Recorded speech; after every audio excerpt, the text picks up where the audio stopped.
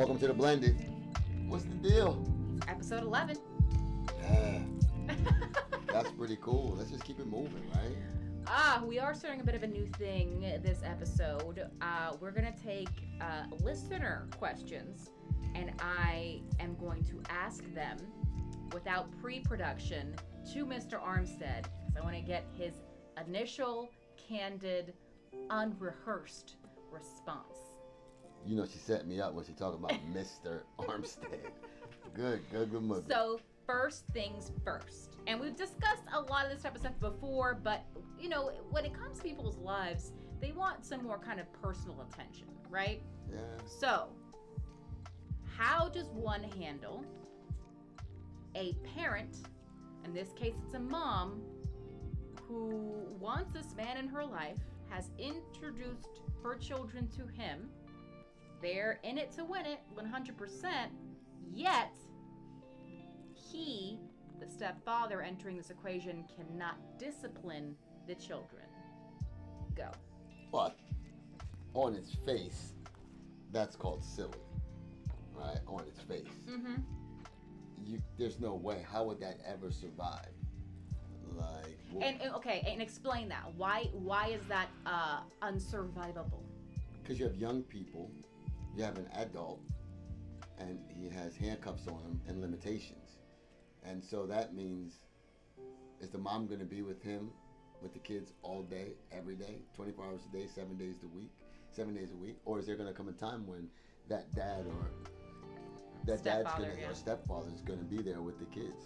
And if he's with the kids and they're in error, is he supposed to just be quiet? Perfect example. The kid is standing on the rocks. He asks the kid to get down. Please get down. You're going to fall, you're going to scrape your knee, you're going to hurt yourself. Right. Yeah. So my question would be, what should he do after that? Should he just defer to the kid and say, well, I cannot grab you and tell you that you're going to hurt yourself. I cannot raise my voice and tell you that you're going to hurt yourself. I cannot demand of you to get down off the rock.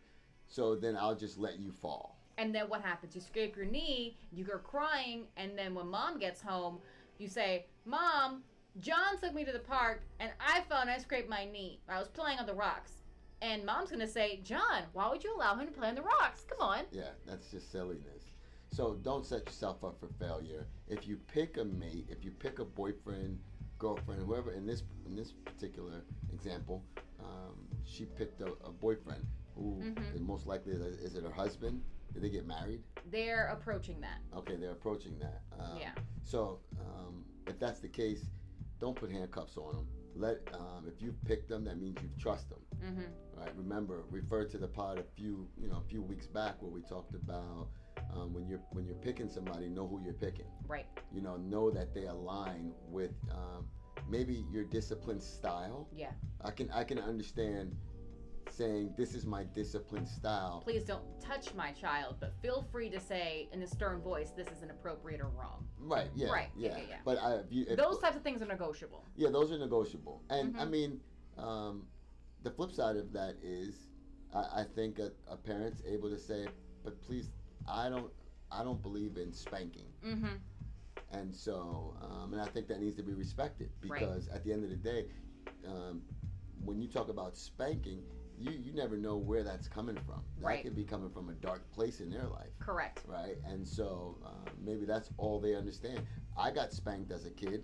I didn't like it, but maybe it wasn't so dark for me. Maybe that translated to a pop on the butt. Right. There was a value in it that wasn't abuse. Right. Yeah. Right. It wasn't abuse. So. That's the same situation with my parents, my biological mom and dad. My mother grew up getting the belt to her if she messed up. So she had no problem. She never hit me with a belt. That wasn't her style.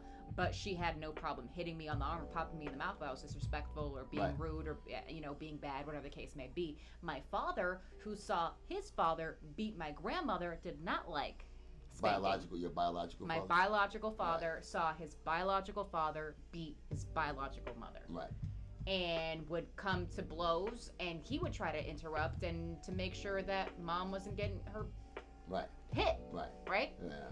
And so he had a very different relationship with what he perceived to be violence, because even a spanking to him was too much because of how violent he saw things could be. Right. So I think that's all, and plus that's all Mhm. part of that that beginning of the relationship. Who are you selecting? Yeah, who are you selecting? Who are you understanding what this person, what this person value system is, and what you're willing. Mm-hmm. Because you still have to negotiate, and you still have to compromise. Right. Even discipline. Maybe you don't have a form of discipline as a mom, or vice versa as a dad. But maybe you don't have a form of discipline. Maybe you have to build one. Maybe you have to build one. Maybe you have to pay attention. Yeah. Maybe you have to watch. Maybe he has a firm grasp on discipline, and you have to sit back and be in a position you've chosen him to be around your kids. And vice versa, maybe you're coming in and you're a person who has no experience with children, right? Whether you're a male or female, and the partner you're with has children, and you're like, I have no clue how to even navigate the situation. Maybe you sit back for 3-6 months and you just observe how mom or dad deals with these situations when the child's on the rock and mom says, you're gonna hurt yourself, please get down. Kid continues, I'm gonna ask you one more time, please get down, you're gonna hurt yourself. Kid continues. Then when you yoke the child up, you go, okay, that's how you handle it. You tried to take the verbal way, and when that didn't work a second time, that's when you grab the kid and you physically move them. Well, and then if you trust them, you trust this person that you're dealing with, and you know the decisions that is gonna make when it comes to your kid is out of love, then he might get snatched up the second whisper that I say, come up off that rock. If I tell you to come up off that rock, you better come up off that rock. Because I'm definitely not gonna allow you on my watch to be hurt. So again, and it's out of love. It's right. It's out, and everyone knows. It's very clear. It's like, I have daughters, so we always talk about the husbands. There's no hurt in love. Right. There's no, well, he loved me, but every once in a while, he snatches me up. Right. That's not love, right? But that same thing is when you're raising a kid and disciplining a child, right? There's no mistaking what that looks like. The only mistake happens in this case, talking about the mom, might be you're not allowing it to happen. Right. And you are not having discipline we've seen it over the years, is very damaging to a child. You need to know them inside out, upside down. Right? What your values are, what you care about, what you stand for. Because if I trust you wholeheartedly with my life, then I know, okay, I can trust you with my child's life. That's an extension of me. So that leads me to my second question.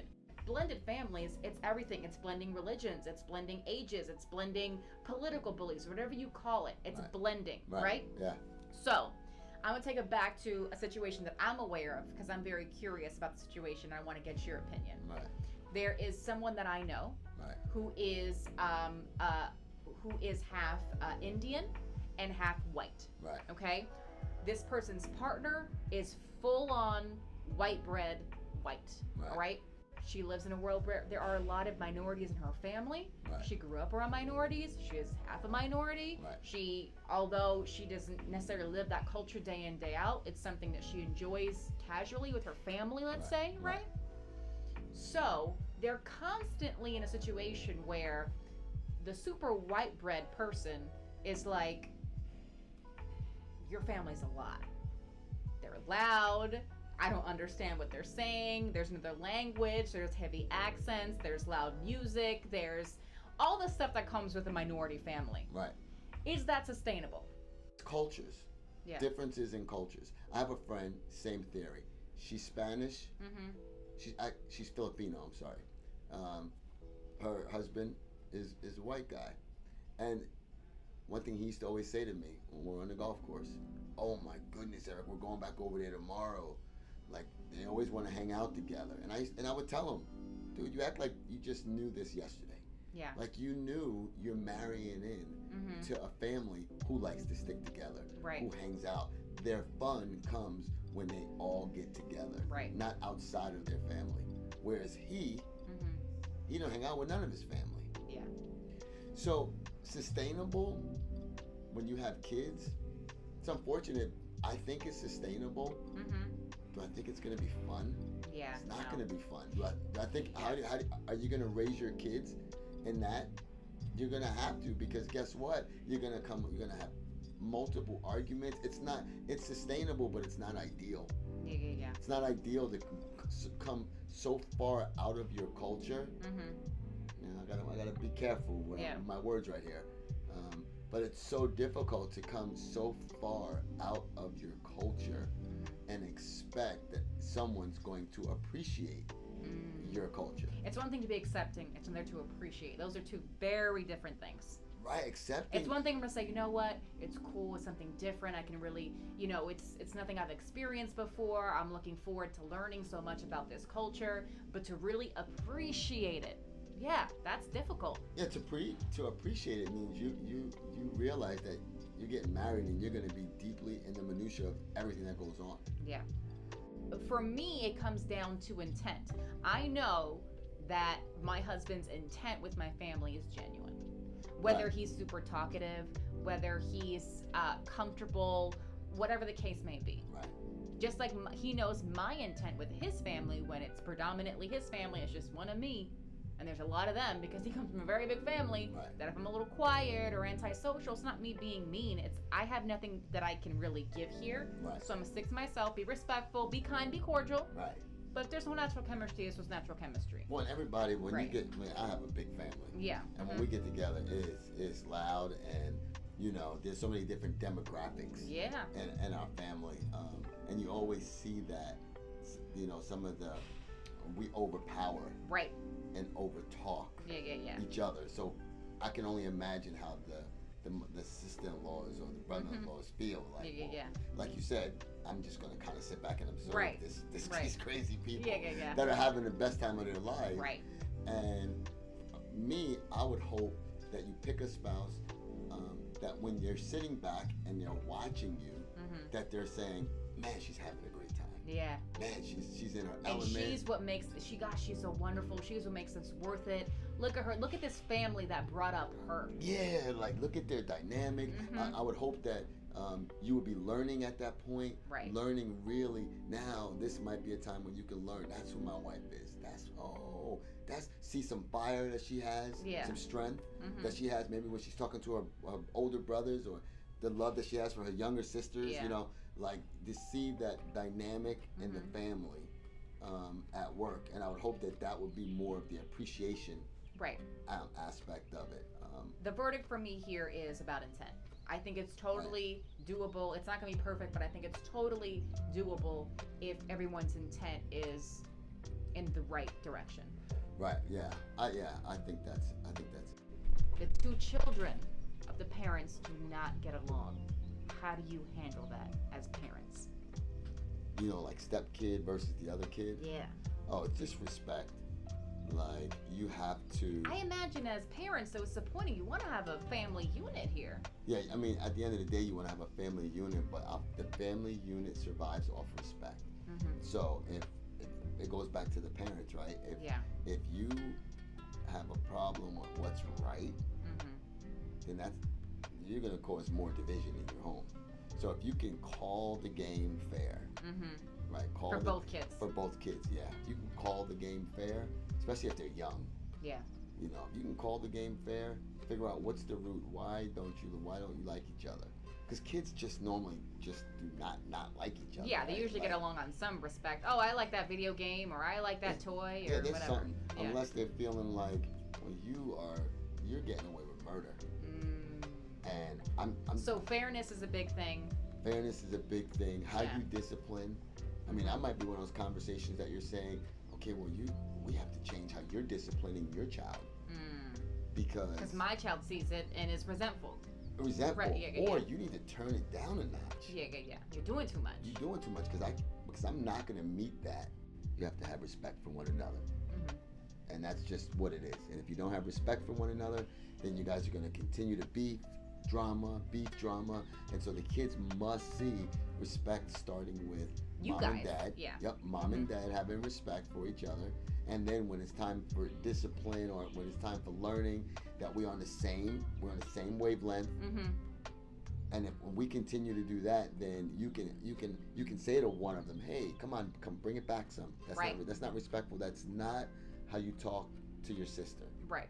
Well, I don't want to call her my sister. Well, that's not how you talk to Melissa. Right. Yeah. And that is the blended baby.